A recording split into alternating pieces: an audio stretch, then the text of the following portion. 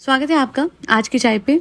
Face reveal हो गया friends, face reveal हो गया फ्रेंड्स। चलिए जी, फाइनली जो इतना बड़ा इसने वो खींच रखा था कि बच्चे के फेस पे, पता है मुझे कोई दिक्कत नहीं है, आपको जब जैसे जो करना अपने बच्चे की शक्ल दिखानी है नहीं दिखानी है व्लॉग्स पे, दैट इज योर डिसीजन। वैसे तो 18 साल तक के बच्चे की दिखानी नहीं चाहिए, बट ठीक है, इंडियन व्लॉगिंग पे किसी तरीके का कोई जोर नहीं है। बट एक दिक्कत मुझे बहुत ज्यादा होती थी कि कई बार बच्चे का फेस ना दिखे, उस चक्कर में कोई ना कोई उसके मुंह पे हाथ रखता था।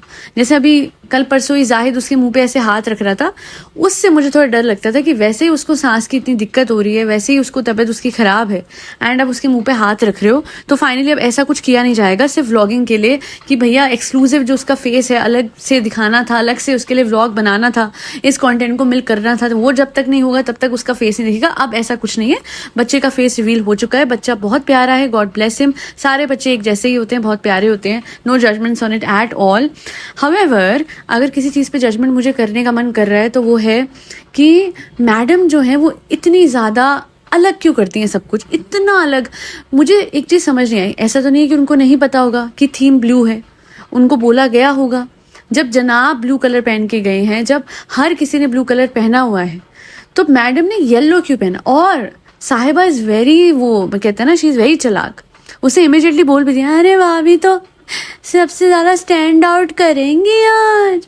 मतलब शी वॉज लाइक, भाई ऑब्वियसली उसने बहुत सटल तरीके से बोला, वरना ऑनेस्टली मैं होती तो मैं कहती कि भाभी जाइए ब्लू कलर का पहन के आ जाइए, बिकॉज ये थीम थी।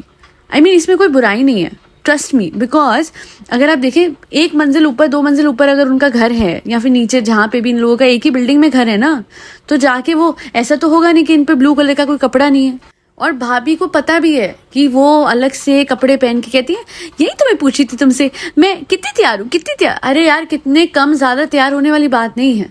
बात है कि आपको जो रंग पहनना था वो ब्लू था। ज़्यादा तैयार हो कम तैयार हो, अल्टीमेटली थीम वो थी।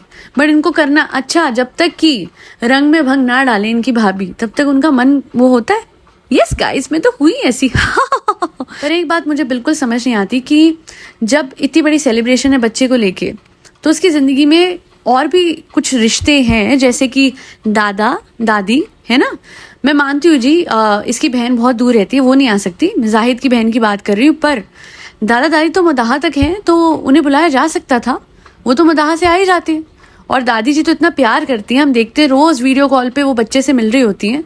तो अगर आप लोग कुछ प्लान कर रहे थे तो कम से कम पहले दादा दादी को बुला तो लेते।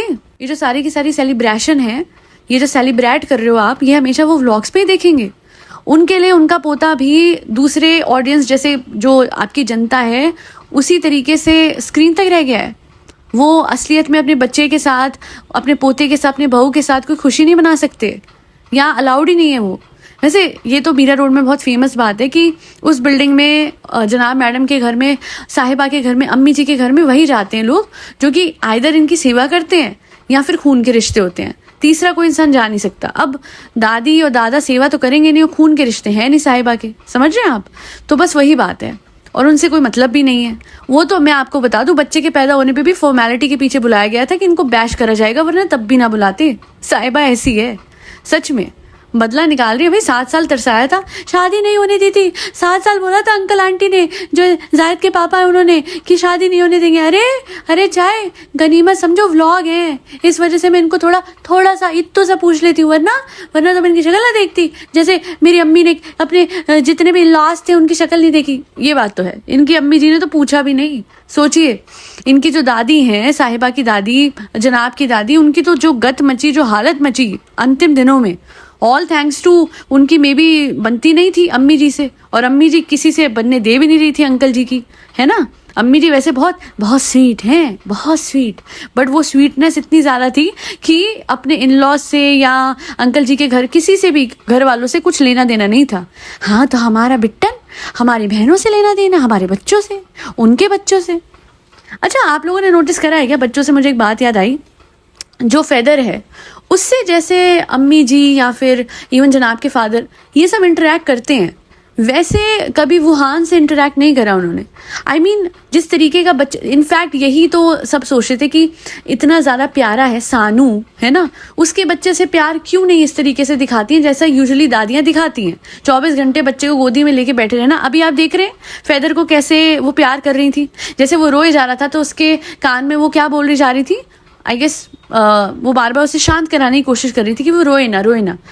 इस तरीके की कोई फुटेज व्लॉग में मैंने आज तक नहीं देखी है। बहुत रेयर ऐसा कुछ देखा होगा। वो एक कनेक्शन मैंने आंटी जी का अपने पोते के साथ नहीं देखा, जनाब के बेटे के साथ नहीं देखा। और बाकी जनाब से मुझे याद आया, जनाब अब मुझे समझ में आ रहा है कि आप बहुत ज़्यादा डिप्रेस्ड और ऐसे दुखी क्यों लग रहे थे। बहुत गड़बड़ हो गया आपका हेयर स्टाइल। आई मीन जो ओवरऑल लुक आपका है। आई गेस साहिबा ने बोला था ना, भाई कैसे लग रहे हैं, एकदम बदले हैं, बिल्कुल अलग लग रहे हैं। अब वो सरकाज़म ही था, वो सीधे शब्दों में तो कोई बोलेगा नहीं, है ना। अब बहुत अच्छा, अरे क्या बोले, अब इसको हम डायरेक्ट क्रिटिसिज्म तो दे नहीं सकते हैं बेटा, है ना। हाँ सही बात है, मैं भी नहीं बोलती हूँ कुछ। वो क्या है ना, भाई अपनी गलत फहमी में, डिल्यूजन में ही रहते हैं। पहले भाभी रहती थी, अब भाई रहना शुरू हो गए हैं। बहुत अच्छे लग रहे हो भाई, हाँ जैसे भी हो वैसे हो ऐसे हो, हमें क्या, हमें तो बस व्लॉग से मतलब है। आप व्लॉग के लिए आ गए, वरना हम तो आपको वैसे बुलाए भी ना भाई। अगर आपसे मतलब ना हो, सब्सक्राइबर्स खोने का डर ना हो, तो हमें आप दोनों से क्या ही मतलब, क्यों ही बुलाएंगे हम आपको, है ना फ्रेंड्स। अच्छा एक और चीज़ है, इसके पूरे व्लॉग में मुझे एक चीज़ बिल्कुल समझ नहीं आई। इनफैक्ट 2 मेन चीज़ें थी। एक तो फोटो के लिए आपने डॉटर खाला का वेट क्यों नहीं करा। डॉटर खाला पूरे दिन आपके परिवार की सेवा करती हैं। अगर वो टाइम से नहीं भी आ पाई हैं तो इतना पेशेंस, और वैसे भी कौन सा व्लॉग का वो आपका कोई हर्ज हो जाता, कोई लेट हो जाता आपका व्लॉग, है ना। अपने हिसाब से आपने अपलोड करना है, अपने हिसाब से सब कुछ करना है। जो ये एक तो ड्रामा खींचती है, मैं कैसे बोलूँ फ्रेंड्स, फेस रिवील हूँ, मुझे तो शर्म आ। इसी परिवार के सामने तो आप पूरे दिन ब्लॉगिंग करते हो ना, तो ये क्या नया ड्रामा था। शर्म आ रही है, बोला नहीं जा रहा, फेस रिवील, फेस रिवील, अरे it was so irritating. But चलो एक बार हम क्रिंज और इरिटेशन ये सब पना सह सकते हैं, बट बेकदरा होना गलत है। अगर लोग आपके लिए, आपके परिवार के लोग इतनी आपकी मदद करते हैं, डॉटर खाला इस एज में, when she is, someone told me day before yesterday कि शी इज 50 years old, 50 साल की उम्र में वो आपकी सेवा कर रही है, because you are a princess, 35 साल की प्रिंसेस। तो इतना तो बनता है ना कि कम से कम आप उनके लिए वेट करो, फोटो खिंचवाओ उनके साथ ढंग से, उनके लिए इंतजार करो। Don't treat her like a maid, you are treating her like one, no doubt, but don't do this. ऊपर वाला सब देखता है। अगर आप आज उनकी कदर नहीं करोगे, एक टाइम पे हो सकता है कोई ऐसा है आपकी लाइफ में जो आपकी कदर ना करे, यू नो। ऑब्वियसली इनका बेटा है, कल को इनकी भी बहुएं आनी है, राइट। तो ये सब चीज़ें होती हैं, ये डायनामिक्स बदल जाते हैं। इंसान को वक्त से समझ जाना होता है, वरना संभलवाने वाला तो भगवान है। ऊपर वाला सब कुछ वक्त से समझा देता है कि आपने ये किया था, अब आप ये भुगतिए। It is all about karma. और एक और चीज़ जो मुझे बिल्कुल पसंद नहीं आई है कि भाई जब हो गया फेस रिवील, तो फिर लास्ट में वो जो खिजा ने इतना बड़ा वो खिलेरा मचाया था टेबल पे। पहली बात तो इट्स वेस्ट ऑफ मनी, दूसरी बात waste of food, right, and third किसके लिए था वो, क्यों था। मतलब ये पढ़ाई नहीं करेगी, इसको वो जो फ्री टाइम था, चलो भाई फेस रिवील के टाइम पे नहीं बन पाया, लेट इट बी। आपने ये सब कुछ बना के जो रात के 12 बजे रखा है, क्योंकि कोई तो वैसे खाएगा नहीं, सबका पेट भरा हुआ है, ये क्यों करा है। खिजा को कोई समझाता क्यों नहीं है कि बेटा ये पैसे पेड़ पे एक्चुअली नहीं उगते हैं। इन मामलों में तो कोई समझा ही सकता है ना, चाहे कितना भी आ रहा है। बट कोई तुक है, अब उसको बेक करना है तो करना है, चाहे वो रात के 12 बजे बेक करके टेबल सजा के रख दे। मतलब अब ये शौक या स्किल नहीं रह गई, अब ये जुनून हो गया। आई एम सॉरी, बट और थोड़ा सा इसको रोकना पड़ेगा, समझना पड़ेगा कि अन्न जो होता है इस तरीके से वेस्ट नहीं कर सकते।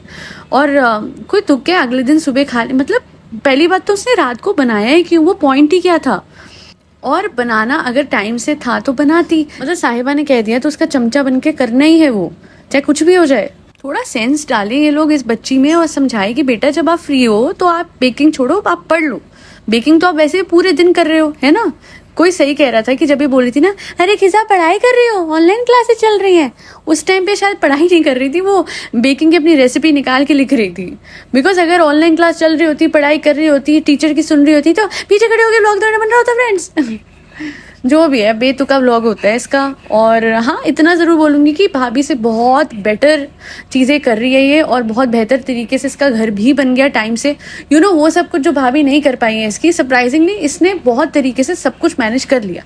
इसका घर सच बोलूँ तो भाभी के घर से बेटर ही दिखता है, एक्सेप्ट फॉर वो ग्लास वार्डरोब, बिकॉज वार्डरोब कभी ग्लास की नहीं होनी चाहिए, it should not be transparent. फिर जो भी आपके वार्डरोब में होगा वो तो दिखेगा। और यहाँ पे आप व्लॉगर हो तो आप दुनिया को दिखा रहे हो कि आपके वार्डरोब में क्या रखा है क्या नहीं रखा। बहरहाल आज के लिए इतना ही। That was my podcast on Sahiba's latest vlog. और उसके अलावा मैं इतना ही बोलूँगी कि आजकल जो बेटियों के साथ हो रहा है, जिस तरीके से उन्हें बेरहमी से जला दिया जा रहा है, इसलिए तो नहीं विदा करते हैं माँ बाप, इसलिए तो नहीं भेजते हैं। और सबसे बड़ी बात है, दहेज दे के भेजा तो और दहेज पे मार दिया। मतलब ये तो भाई कन्वीनियंस की बात हो चुकी है लोगों की। ये मैं किन की बात कर रही हूँ मैं आपको बता देती हूँ। I am talking about Nikki, जिनको उनके बेटे के सामने उन्हें जिंदा जला दिया गया। और उनको जलाने वाले थे उन्हीं के ही इन लॉज और उनके पति। और वो इसलिए क्योंकि वो जो पैसे और वो गाड़ी लेके आई थी वो कम पड़ गए थे इस परिवार को, तो उन्हें और दहेज चाहिए था। बहुत अफसोस होता है कि इस तरीके से। और सबसे वर्स्ट चीज़ ये है कि वो फुटेज जिसमें निक्की जलती हुई दिख रही हैं वो सोशल मीडिया पे हर जगह है। और मैं हैरान इस बात पे होती हूँ कि जिसने वो फुटेज बनाई, जिसने वो रिकॉर्ड किया, उसने निक्की को बचाया क्यों नहीं। बस हर बेटी को इंसाफ मिले और हर बेटी को दहेज की जगह सिर्फ और सिर्फ नॉलेज और एजुकेशन मिले। That's all that I wish for. अगर आपका परिवार ऐसा है जहाँ बेटियां हैं तो उन्हें सिर्फ एजुकेशन दीजिए। अगर आपको लगता है कि दहेज के साथ भेजेंगे, तो कई परिवार ऐसे होते हैं जिनकी भूख कभी नहीं मिटती। और जिनकी भूख कभी नहीं मिटती उनका मतलब ये हो जाता है कि भाई अगर इससे हमारा मतलब नहीं निकल रहा है तो इसके बाद एक और लाएंगे। और उसको रास्ते से हटाने का तरीका इतना बेरहम है, इतना बेरहम है। यहाँ पे वीडियो था, वरना दूसरे केसेस में कहा जाता है गैस लीक हो गई अपने आप जल गई, या फिर लड़की ने अपनी जिंदगी खुद ही ले ली। ऐसे मैनिपुलेट किया जाता है इन केसेस को। आज के लिए इतना ही। बहुत दुखद घटना हुई है, बहुत गलत हुआ है निक्की के साथ। एंड आई होप इन्हें जल्द से जल्द जस्टिस मिले। जय श्री राम, राधे राधे, हरे कृष्णा।